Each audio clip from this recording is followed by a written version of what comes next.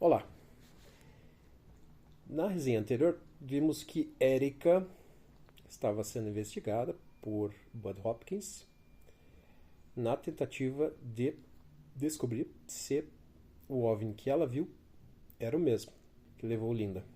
E ele diz assim: se o OVNI estivesse voando acima do Lower Manhattan, tão alto quanto Erika afirmou, mais alto do que os prédios interpostos, ela facilmente teria visto o objeto em algum momento durante o seu trajeto.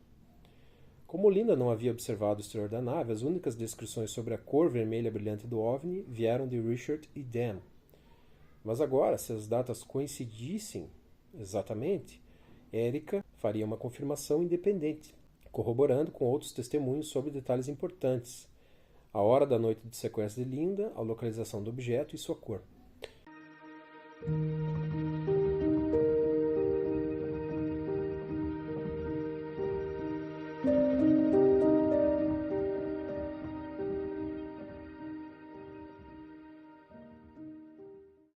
É crucial que cada um desses detalhes tenha sido lembrado de forma consistente por Erika muito antes dela me conhecer ou de ter ouvido falar do encontro de Linda. A área geral onde Erika aparentemente estava localiza-se a pouco menos de 3 milhas do edifício do apartamento de Linda. Devido ao formato irregular da ilha de Manhattan, a ponta de Brooklyn não é visível a partir de um ponto do East River, próximo à rua 3040. No entanto, se o OVNI estivesse voando acima de Lower Manhattan, tão alto quanto Erika afirmou, estaria a mais de 3 milhas de distância. Muito provavelmente seria possível vê-lo. Esse tipo de erro em pesquisa às vezes é inevitável e pode causar inúmeras dificuldades, mas de vez em quando um erro pode ser uma bênção disfarçada. Quando ela me ligou em 30 de novembro de 1989 para me contar o que havia acontecido na noite anterior, eu tomei notas, marquei uma reunião, anotei a data da noite anterior como 29 de novembro. Na manhã do incidente, ao acordar, Erika contou ao marido Paul sobre suas lembranças, a nave alienígena, os outros abduzidos e o objeto vermelho brilhante que viu no céu no centro da cidade. Paul tem seu próprio pequeno negócio e ouviu o relato da esposa durante o café da manhã, antes de sair para fazer seu banco, já que sempre visitava o local nas manhãs de quinta-feira para evitar o movimento da sexta-feira. Além disso, a irmã de Erika se lembrava de que ela havia passado naquela manhã para contar sobre a visita de ação de graças aos pais na semana anterior. E também se recordava de ter ouvido o relato de Erika na manhã de quinta-feira. Para confirmar essas informações, eu conversei tanto com a irmã de Erika quanto com o marido dela, e cada um estava certo de que foi por volta do café da manhã de quinta-feira, 30 de novembro de 1989, que Erika compartilhou com eles os eventos bizarros da noite anterior. Para mim, isso foi um resultado muito frustrante. Erika havia visto o OVNI vermelho depois das 2h30 da manhã do dia 30, em vez do dia 29. Era a noite certa, com a cor certa, mas o dia errado, presumi. Tão perto, pensei eu, e ainda assim tão distante. Quando eu liguei para Linda para contar essa notícia decepcionante, ela imediatamente me corrigiu. Mas aconteceu no dia 30, Bud. Não se lembra? Quando eu te liguei na quinta-feira, eu te contei que aconteceu na noite anterior, por volta das 3h15. Percebi meu erro ao consultar as anotações e fiquei imensamente aliviado. Agora eu tinha a minha primeira confirmação independente dos detalhes-chave no relato de Richard e Dan sobre os eventos de 30 de novembro de 1989. A data e a hora corretas daquela noite, bem como a cor e a localização do que possivelmente levou Linda embora ali perto da ponte de Brooklyn. O testemunho de Erika ajudou, mas no estado do sequestro de Linda ainda haveria confirmações mais dramáticas por vir. Enquanto isso, eu recebia relatos intermitentes de Joseph, o marido de Linda, que levantava preocupações sobre a possibilidade dela estar sendo alvo de algum tipo de vigilância irregular. As primeiras notícias de Joseph eram mais gerais. Em uma conversa particular, ele me disse que, ao passar tempo com Linda e conhecer seus 2 filhos e seu marido, suas suspeitas iniciais foram se dissipando. A família parecia para ele exatamente como se apresentava. Ítalo-americana, modesta, com 2 filhos, Steve e Johnny, que eram jovens que qualquer pai ficaria orgulhoso, e o marido, Steve, que ao conversar comigo parecia absolutamente honesto, sem nenhum sinal de culpa. E como alguém com experiência em aplicação da lei, Joseph apontou um conjunto interessante de fatos. Era casual encontrar Linda no Seaport às 16 horas, mas naquele dia houve um incidente perturbador, sobre o qual ele depois me deu um relatório por escrito. Quando cheguei ao Seaport, vi Linda esperando por mim na esquina Ao me aproximar dela, notei que parecia ter visto um fantasma. Seu rosto estava sem cor, os traços anormalmente contorcidos. Algo estava muito errado, continuou ele, enquanto caminhava em direção a ela, tentando entender o que se passava. Quando chegou perto, ela disse para ele olhar à esquerda, que havia um homem a seguindo. Ao lançar um olhar na direção indicada, percebeu um homem de cerca de 1,80, vestido de preto, com uma aparência que remetia ao Oriente Médio. Ele não queria que o homem percebesse que ele estava ciente, então olhou discretamente, como se nada fosse, apenas para mentalmente registrar e observar o indivíduo. Nesse momento, tudo o que ele conseguia pensar era tirar Linda dali o mais rápido possível. Vamos embora agora, disse ele, e Linda parecia muito assustada. Ele também ficou tenso enquanto a segurava pelo braço e puxou. Ele olhou novamente para o indivíduo, que havia virado o rosto e agora falava em um pequeno transmissor, algo como um walkie-talkie. É isso, pensou ele, olhando de volta para Linda. Vamos lá, a caminhada até o outro lado da rua vai demorar, e não sabemos se o homem à nossa frente ou ao nosso lado está se comunicando com alguém. Ao chegarem ao outro lado da rua, ele olhou novamente e viu que o homem continuava falando no transmissor. Linda ainda estava falando, mas respirava com dificuldade, como se estivesse correndo.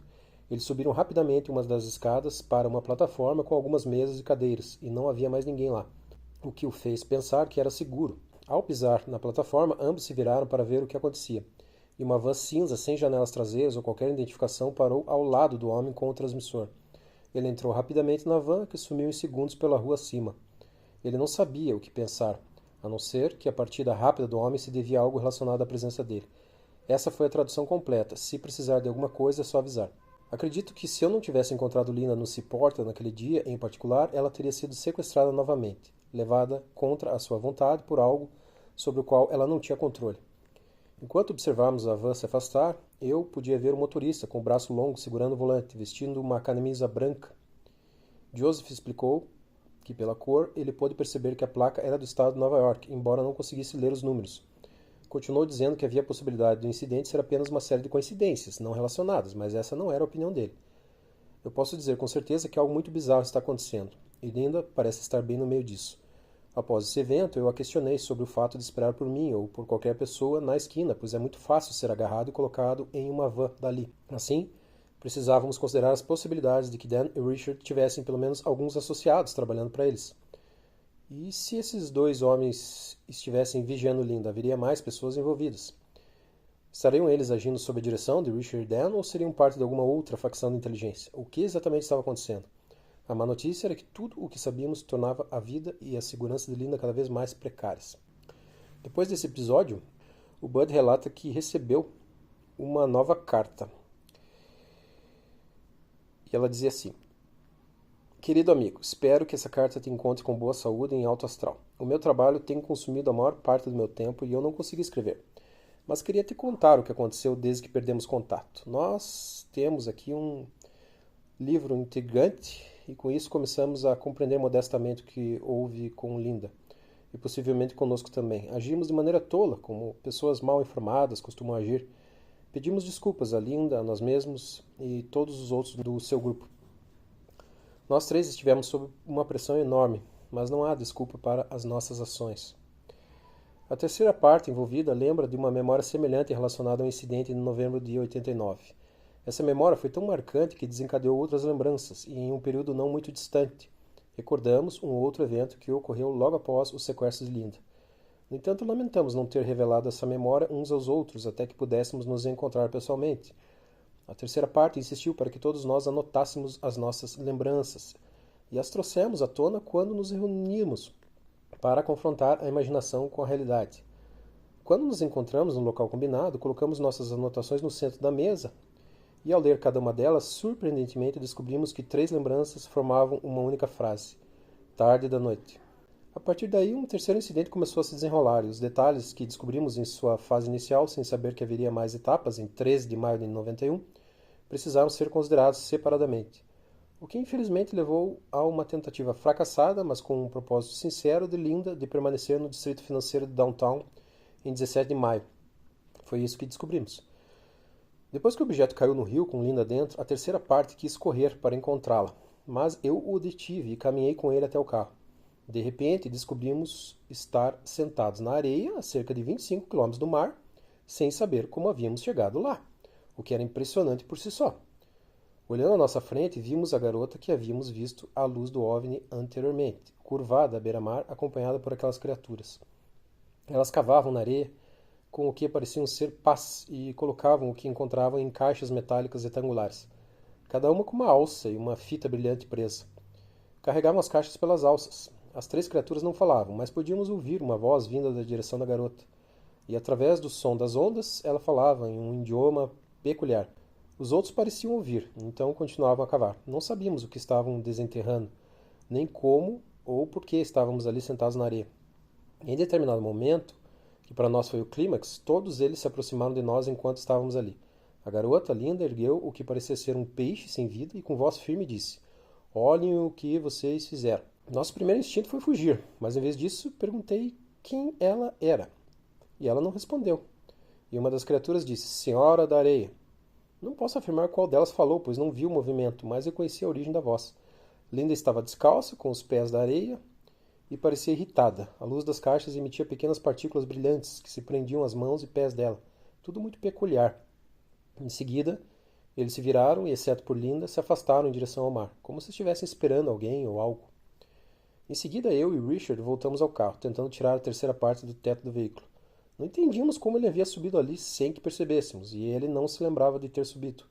Depois de ajudá-lo a descer, voltamos à beira do rio e ficamos observando por cerca de 45 minutos, sem sucesso. Então voltamos ao carro, ligamos o motor e partimos de volta ao nosso destino original. Nós não sabíamos como havíamos chegado àquele lugar. Não podemos estar todos sonhando ao mesmo tempo, pensei. Não podíamos estar todos loucos da mesma forma. Nada disso fazia sentido lógico, mesmo depois de ler o seu livro. Bom, aí o Bud Hopkins intenciona hipnotizar a Linda e combina com ela. E dessa hipnose ele tira boas informações dessa situação específica. A Linda disse assim para ele: "Eu não sabia onde estava. Poderia ter sido no chão, ou talvez descansando em algum lugar. Mas a criatura abaixou para pegar e me entregou. Eu coloquei minha camisola, porque sentia frio, pude me mover e pensei comigo: será possível que eles possam ler a minha mente? Eu queria tanto voltar para casa e eles levaram meu marido ou meus filhos, não sabia. Eu só queria saber se eles estavam seguros. Eu disse a eles que queria voltar para casa e ele me ajudou a descer da mesa. E nós andamos até a entrada e havia uma espécie de hall e depois uma porta. Ele vai me levar para casa, eu vou voltar para casa agora. É o que ele vai fazer, pensei. Vamos passar pela porta, Linda. Você pode ver quase qualquer coisa. Não sabemos o que vamos ver, disse o Bud Hopkins. Talvez o seu quarto, talvez o prédio, talvez toda a cena. Quando eu contar até 3, você vai passar pela porta. Linda, onde você está agora? A pessoa que me conduziu até a porta não entrou comigo, ela ficou para trás. Era a mais gentil de todas. E onde você está? Quando passa pela porta. Está ventando e frio. Eu caminho por uma porta estranha que se abre para cima e para baixo, como escadas. Como um avião, mas é um pouco diferente, um pouco diferente. São linhas, mas como a quilha de um navio. Olha ao redor. Onde você está? Eu estou em um degrau. Vejo 3 vezes o mesmo degrau. Eles estão voltando para mim. Acalme-se. Então eu desço, mas está frio e ventoso. E eles estão segurando alto. Eles têm paz, não sei o que é. Eu desço e há barulho, um som de... Não consigo identificar. O que pode ser isso? O chão está úmido, muito frio e molhado. Deus, onde estou? Eu saio com eles e machuco meu pé. Sinto uma dor, acho que me cortei. Me viro e percebo onde estou. Não vou voltar para casa. O que estou fazendo aqui? Onde estou? Não sei, mas estou na praia, na praia. Um deles me entrega uma caixa e a luz se acende. Oh, eu sinto que já fiz isso antes. Não estou me sentindo tão mal. Eles me dão a pá. E o que é isso? Um balde? Eu já fiz isso antes, lembro que eles andavam pela praia. Devo ter machucado meu pé em uma concha do mar. Sim, está muito frio, mas eu preciso ir com eles, é importante. Temos que cavar, temos que encontrar amostras de solo, temos que ver se encontramos vestígios de lava basáltica. O quê? Um mineral feito de informações não naturais. Se encontrarmos vestígios, eles saberão por que as criaturas marinhas estão morrendo. Então vamos tentar encontrar amostras desses minerais. Isso parece um pouco estranho para mim. Você poderia descrever esse instrumento para mim, como ele se parece? É como uma colher, na verdade, mas tem um formato um pouco diferente. Uma ponta afilada no final serve para cavar. Precisamos encontrar vestígios de lava basáltica. E encontramos essas rochas, esses fragmentos, e eles se alimentam desses detritos. Há algo errado com esses minerais. Eles não são mais puros, como antes, e a vida marinha está morrendo. Precisamos descobrir o que está poluindo esses minerais, para entender por que as criaturas marinhas estão morrendo. Nós fazemos isso há muito tempo, você sabe, já fiz isso muitas vezes. Por que eu não me lembro disso? Assim que obtivermos as amostras de solo, eles vão testá-las e revelar a razão da morte das criaturas marinhas. Então precisaremos parar com o que estamos fazendo. Então começamos, mas um deles não estava cavando corretamente, não conseguia usar a pá adequadamente, usava um movimento estranho. Quando você diz pá, qual é a diferença em relação à pá comum? É como uma colher, mas vou chamá-la de pá. Eu ensino a usá-la corretamente, use a ponta, cave para dentro e para fora. Então é assim que funciona. Eu quis dar uma olhada ao redor da praia. Queria ver se conseguia enxergar algum marco, qualquer coisa. Olha só, é um peixinho morto. Como isso aconteceu? Então eu peguei o peixe, olhei para ele e isso me deixou tão triste e irritado. Um dos seres fez um gesto para mim e disse: "Vamos pegar uma amostra da areia." Então nós caminhamos em direção à costa com nossos baldes e eu carregava essa pobre criatura. Eu estava tão irritado, havia 3 pessoas sentadas na areia, com tanto frio, e elas nos observavam. E nós nos aproximamos delas, nós 4, e eu as olhei, via a luz dos baldes. Eu as via, e todas eram homens, e eu senti uma tristeza, uma raiva imensa. Peguei o peixinho azul e pensei: é por causa de pessoas assim que criaturas como essa morrem. E um deles tentou se afastar de mim, e eu olhei para eles e disse: "Olha só o que vocês fizeram, olha só essa criatura agora." E um deles simplesmente recuou, só queria se afastar. E um deles me fez uma pergunta. Eu não me lembro da pergunta, acho que queria saber quem eu era, mas qual seria o sentido? Se eu respondesse, ele não saberia quem eu sou de qualquer forma. Eu nunca tinha visto ele antes. Então eu vi algo. Um dos seres contou a ele quem eu era. Eu achei isso inútil, porque... Ele te deu um nome? O que ele disse? Não era um nome, tinha a ver com areia. O seu nome é Areia? Não, não, não. Era uma espécie de título, uma sentença. O que é bobo, porque eu sei quem eu sou. Qual era o título? Ele disse: Senhora Areia. Areia? Não, eu vi na minha cabeça menina, mulher, senhora, senhora. Eu não entendo senhora. A próxima coisa que eu vi foi areia. Senhora Areia. E nos afastamos daquelas 3 pessoas. Você tem luz suficiente para vê-los a partir dos baldes, você disse? Estavam sentados na areia? Sim. Eles estavam vestidos com pijamas? Não.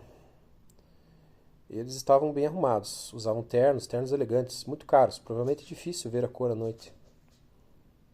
E aquelas luzes muito brancas, brancas e brilhantes. Depois do fim da sessão, o Bud conversa com a Linda e ela explica que havia um homem mais velho, seu terno era cinza, carvão, e ele parecia familiar para ela, mas ela não sabia da onde o conhecia. E aí o Bud começou a indagar sobre a sua aparência, a cor do cabelo, se tinha bigode, o formato do rosto, usava óculos, a idade aproximada e assim por diante. No interesse de preservar o anonimato desse sujeito, que era uma autoridade, né, da ONU provavelmente, ou membro de corpo diplomático ou algo assim, ele não repetiu, não transcreveu as respostas dela no livro, para preservar, né, o sigilo. Mas ela pôde fazer uma identificação provisória. E ela também mencionou que ele parecia muito chateado com a situação. Daí ele perguntou sobre os outros homens e ela naturalmente acabou confirmando que eram o Richard e o Dan. E ele decidiu encerrar a sessão, que foi muito angustiante para ela, né? Ele inclusive fez sugestões pós-hipnóticas positivas para acalmar, ela estava muito abalada. E ele tirou um tempo para refletir, tirou férias, ficou pensando no Bluefish, né, no peixe dela, se perguntando por que ela parecia uma ambientalista radical perto dos alienígenas, né? E depois ele perguntou para ela ainda numa ligação e ela explicou que ela se importava com os animais, mas não era fanática. Comia carne, tinha casacos de couro, gostava de usá-los, parece que tinha casaco de pele também, tinha medo de cachorro.